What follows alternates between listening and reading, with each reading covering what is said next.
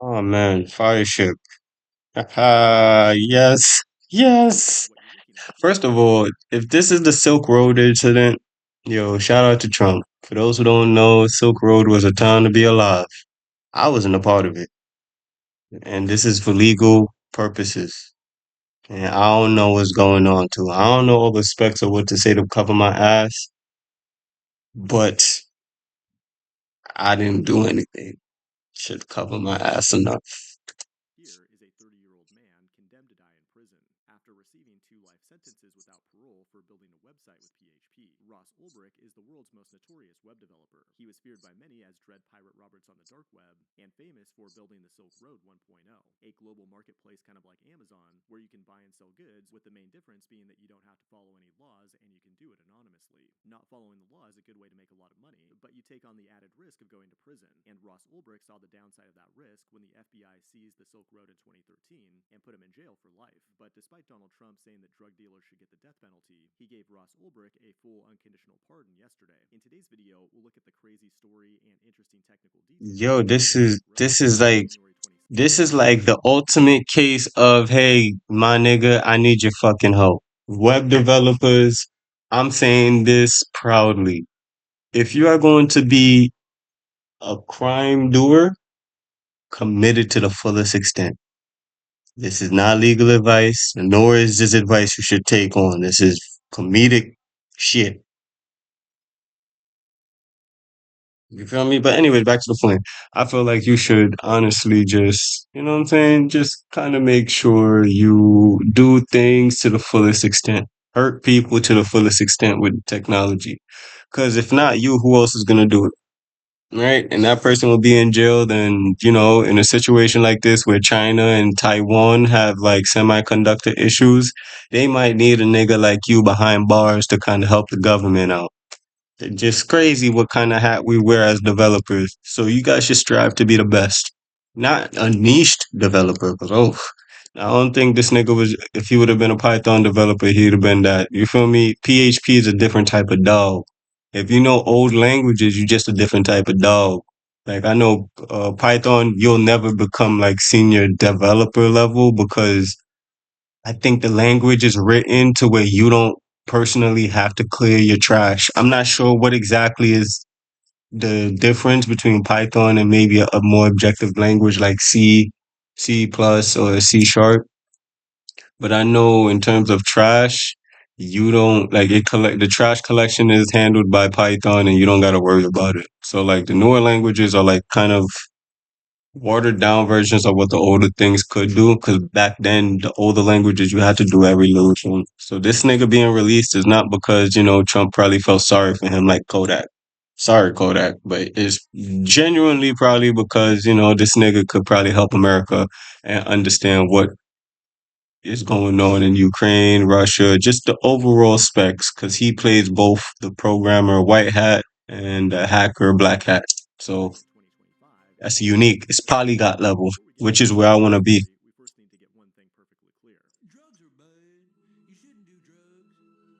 If you do them, you're bad because drugs are bad. Okay? Because it followed no laws and did all transactions anonymously through Bitcoin, people used it primarily as a marketplace to trade mind altering substances. Ulbricht was an advocate for individual liberty and a true enemy of the state who not only operated for profit but to send a message. But the website did prohibit items that caused harm, like weapons of mass destruction or things that would harm children. The website launched in February 2011. Then a few months later in June, Gawker published an article about the site, which dramatically increased its traffic, but also drew the attention of law enforcement. Throughout its 2.5 years of operation, over 100,000 buyers participated, generating 183 million in sales volume, with 13 million of that being commissions going to Ulbricht, all conducted in this relatively unknown cryptocurrency called Bitcoin, which was valued at about $10 per coin at the time. Things were going great, but there was all kinds of drama going on behind the scenes, and there were even allegations that Dread Pirate Roberts tried to hire hitmen to take care of his enemies, although Ulbricht was never convicted of these alleged crimes. When you look into it, the story is very complicated, and it looks more like an FBI informant tried to set him up. And one of the feds on the Silk Road case even went to prison for corruption. The bigger problem is that he was making a bunch of operational security mistakes that allowed law enforcement to find him. To understand these mistakes, you first need to know how to operate an illicit website on the dark web. The Silk Road website itself was nothing special. Yeah, but back then the mistakes he was making, it wasn't really presented. Like the way we know IT now, if Silk Road was done, probably will never catch this motherfucker again. And that's because there is a way to be anonymous, but there's ways to leave breadcrumbs leading up to a fucking dead end. Back then it was kind of hard, like, especially with a language like that, if you're already managing it and stuff like that, by the time you get caught, it's already too late. You know what I mean? Now in today's world, by the time you theoretically get caught, you're already kind of like two, 3 steps ahead. And you can leave breadcrumbs giving them a new direction. So that's why today you will never find a criminal unless he posts something online about money. Money is trackable. But if he doesn't post anything online, then you kind of got to go through people and hope that people tell on him and hope that the information that they give sticks and hope that any evidence that you build on him sticks. It has to stick. And if it can't stick, then it's like, what do you do next? And social engineering is the original form of programming. You know what I mean? We have to talk our way through things and talk around people so we could get what we want. So this is ultimately like, uh, like just a sequential route of how people thought they knew, and then they had to come back to get more information. What occurred with the Silk Road member is no different than what's occurring with like the job market and labor market that we're facing right now.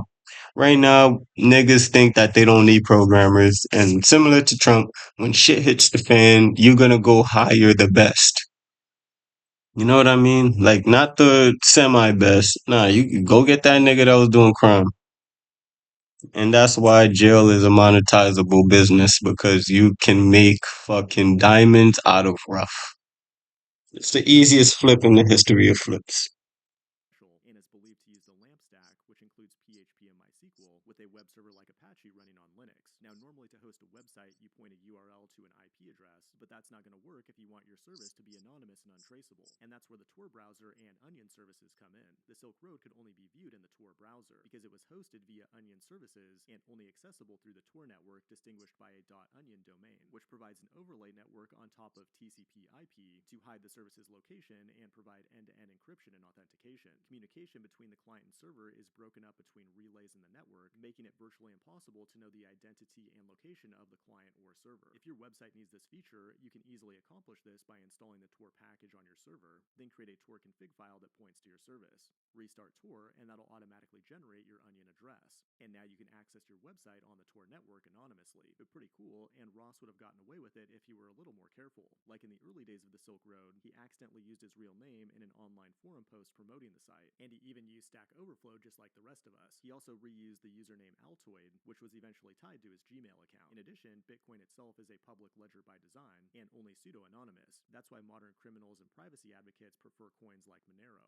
But the silliest mistake is that the real Yeah, and for those that don't know, Bitcoin is traceable. You can track your ass. I can see what you did with your money, my nigga. It don't matter how you got it there, I will be able to see it. It's on a public ledger. That just means all cryptocurrency and the blockchain technology does is a digital receipt. You guys make it so complicated, but it's literally a nigga saying, here is everything that occurred for you to get the price you got. And you and why it's revolutionaries, niggas don't know how to track everything or all the finances. Like they're terrible at that. Or they're just terrible at the logistics part. Regardless, you look at that little piece of paper or blockchain, node, ledger, whatever you want to call it, and you see what the fuck's been going on throughout the entire operation. And boom. That is why you have Bitcoin. It's a perfect coin to be on the blockchain network. That's Bitcoin and blockchain for you in probably like 20, 30 seconds, bro. So now everything that's going on with the privacy, like Monero, that is just coins, bro. They're on a ledger, on a private ledger. You feel me? Like you just don't know what's going on. But that doesn't mean to say you can't track Monero too. Like if your OPSEC is terrible, nigga, okay, nigga, good luck trying to like, and it's worse with Monero because if you get caught up with Monero, nigga, they get in your ass because that's a private network. And for them to prove your innocence or like you're guilty is going to be super easy because criminals would be the only people who would opt to use Monero. So like that's why a lot of criminals still use Bitcoin because even though you trace or track someone, it's not illegal to use Bitcoin. It's illegal to use something that's like private, and that is private, my nigga. Like, so be careful with what you want to do and how you want to do it because you have to have a built-in operation to cover your ass in case you get caught at Operation One.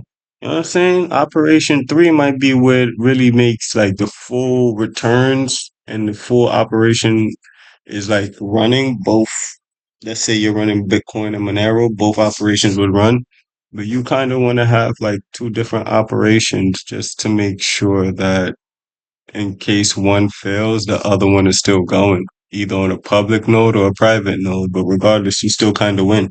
It has to be symbiotic. For the server was accidentally leaked in the website's CAPTCHA. That led the feds to a server in Reykjavik, Iceland, but some developers find this highly sus because there's really no error that could leak an IP address in a CAPTCHA. And the conspiracy theory is that the FBI used some secret high-tech tool that they don't want anybody to know about. But at this point, they had enough evidence and arrested him on October 1st, 2013, at a public library in San Francisco.